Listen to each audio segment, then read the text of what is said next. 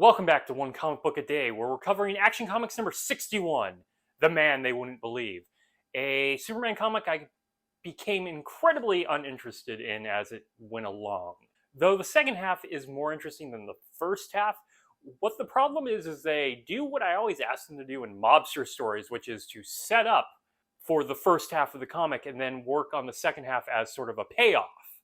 If we build up, say, the villain for the first half, a villain that will never be able to defeat Superman, we'll have a lot more fun watching him be defeated by Superman if we've watched all sort of the cruelty and all the crap he's gotten away with, and especially like the feeling that he can't be stopped until this really powerful man is pushing through everyone and not even breaking a sweat.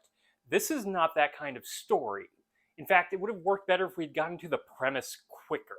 So Lois is having dinner with some guy. He's a cad. He's a scumbag. He even, as a prank, tries to set someone's shoe on fire, which ends up catching the entire restaurant on fire, and Superman has to save people as the crowd is running out, trampling over people. He's not a good guy to begin with, but Lois starts dating him, and then after a bit, after nearly getting Lois killed, Lois reveals to Superman that he has proposed and she has accepted it. Superman can't deal with this, so he makes a choice, and it's the only way he knows he can possibly save Lois from this guy and finally be with her. He admits to her that Clark Kent is indeed Superman. Now, he does this as Clark Kent.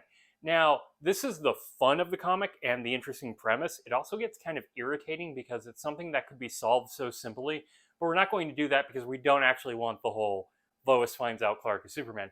So he comes clean with her, but everything he tries to do is not successful.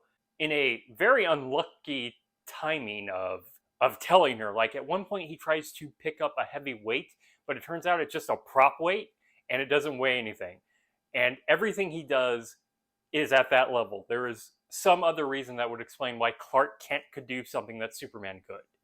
Now, what he should have done and what he should have done to begin with, which was honestly the only way to do this, is to pick up Lois and fly her. There is no other way for Clark Kent to be able to do that unless somehow he got caught on a wire as he jumped off the building. But he's never going to do that. He ends up getting kind of defeated by this, but good news for him. Lois just agreed to marry him because she's been trying to get close to him to eventually bring him down for his criminal activities. And once his criminal activities have been revealed, it's time for Superman to deal with them. And that is the story. There is an interesting concept of Clark failing to prove he's Superman to a bunch of people, even though he's trying. And I just wish that was fleshed out more, not like maybe 3 pages in a 14-page story. The rest of it is pretty boilerplate Superman comic. I think I enjoyed it more than the average mobster story, but I wouldn't say recommend this comic if you're looking at like the Golden Age Superman stories. You could probably skip it pretty easily. Okay, that is it from Action Comics number 61, The Man They Wouldn't Believe. If you enjoyed this video, please like and subscribe, hit the bell icon, and get notifications when a new video goes up. I do this Monday through Friday, but Fridays is Bat Friday, where I cover a Batman story in either Detective Comics or Batman. And until next time, let's ponder the question, whatever did happen to the Man of Tomorrow? And if he wants to be with Lois, why not just tell her? Okay, have a great day.